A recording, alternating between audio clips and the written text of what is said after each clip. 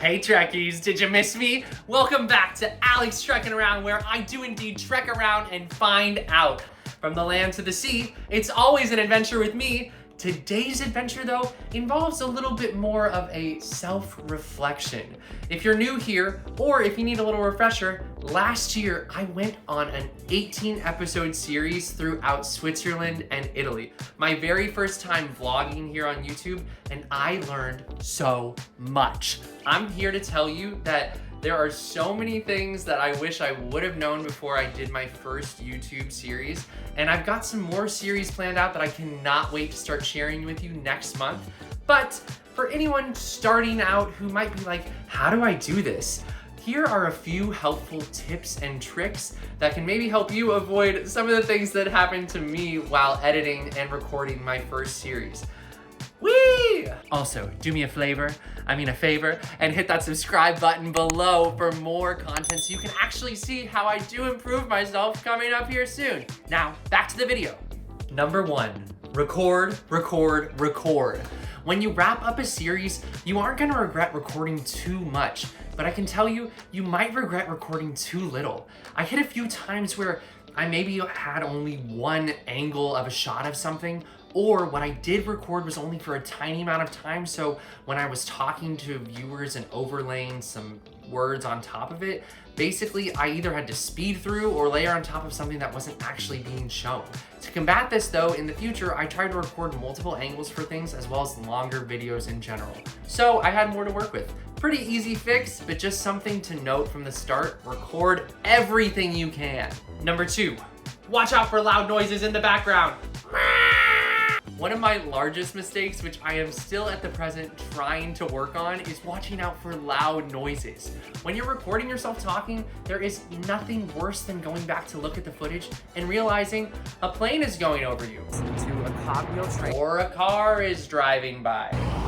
Zoom. To combat this, first and foremost, you could have a camera with an external microphone, but if you're not at that level yet, like myself for my next few series, you need to make sure you are in a somewhat quiet area. In cities, you have to really try to project too, otherwise your camera will pick up external sounds more than you. That brings me to my next tip, which is number 3.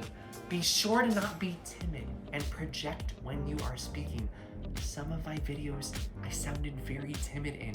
I've been a performer for a long time, but just staring at your camera and phone and going for it can be a little intimidating. If this scares you, you can always start recording more videos in the comfort of your own home, where a lot of people aren't.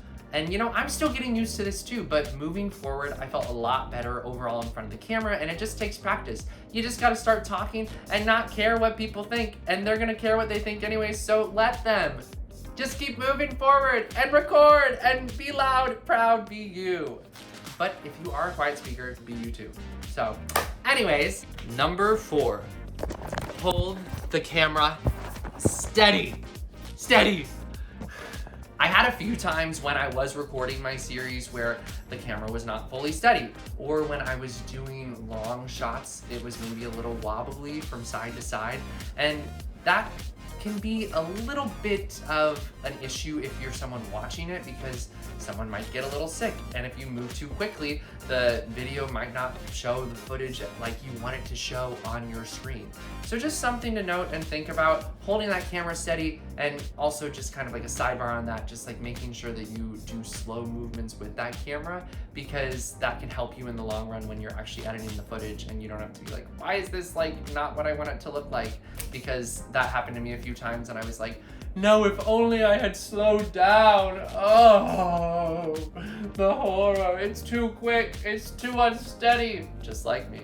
Anyways, number 5, watch out for copyrighted music playing. One of the big things that I didn't necessarily think about at the start was, oh, I can't just like let Beyonce be playing in the background of this video, even though it's so perfect. Like when I was at Lucerne Pride, there were so many incredible songs playing during lots of these like moments and movements, but I can't be putting those on my channel unless I have express permission for it. I mean, you always could try, but you're probably gonna get flagged for it. And as a new YouTube creator, I am trying to be on my best behavior and follow all the rules. And so it's just something to think about that if you're in public areas, like even like a mall, like if you're in a mall and Espresso by Sabrina Carpenter's playing in the background, like you have to think like, is it really low enough that like you can't really tell what it is? Or is that something that I can edit out? Or am I gonna have to like overlay a new voice on top of it because it's too in front of you and in your face? You just have to think about those things, and those aren't necessarily things that I thought about right at the beginning. Yeah. Number 6. Have a good story that your viewers can follow. I found that, you know, I didn't really plan out what I was doing with this series, and sometimes I was like, what is my story? What am I trying to tell? I need to go pick up my laundry. I'll be right back. I got my laundry so fresh and so clean. Ooh, ooh. Anyways, I, moving forward, want to have each episode kind of have its own story. And I did do that for some of my episodes, but moving forward, there might be an overarching story, but really focusing on each episode and having each episode be its own story can be really incredible and helpful for you viewers, and also have some good retention too. Last but not least, and the 1, 2, 3, 4, 5, 6, 7th tip is rest. Honestly, when you are recording a ton of content and vlogging for the first time, it can be overwhelming. And I know that number 1 was record, but also you need to be resting. If you're not resting, you're not gonna be able to give your viewers the best content possible. So taking time to maybe have a rest day and plan out something really cool for the next day to record can sometimes be more beneficial to you in the long run, especially if you're on like a longer adventure, like maybe 3 to 4 weeks, and you're trying to record 2 to 2.5 weeks worth of content. Finding those rest times during it can be very important, because the stuff's gonna be there. Everything's still gonna be there, but you feeling rested and you feeling ready to hold a camera in front of your face all day is definitely important. So take the time to rest and take the time that you need. Hiding in the dark was the true last tip. Number 8, make sure you have enough light. Not me blowing out the candle. There were a few times in my series that I just didn't have the best lighting, and things would kind of get like scratchy, especially because like when the light goes away, it's like, where am I? What's going on? And you want your viewers to be able to see you. You want your viewers to be able to know what's going on. So good lighting is definitely a plus, and that also can be something that can be solved by having a better camera, which I will be getting one soon. So get ready. I'll be unstoppable. Oh my gosh, I blew it out again. And with that, Trekkies, that is my helpful hints here for newbies who are trying to vlog for the first time. I have lots of other things that I've been working on too behind the scenes, like learning DaVinci Resolve, learning like how to put music in, all these crazy things, which maybe I'll do a video on at some point. But I hope that this was helpful to any newbies, and if any newbies want to join me, I'm a newbie creator and I'm having a ton of fun, and I'm excited to keep sharing new content ahead. I know that it's fall, but I was supposed to release this back in July, and I was supposed to have a Christmas in July series, but I got a little bit behind and some of my content just ended up stretching out, and then I needed a break. So we're gonna do Christmas in October.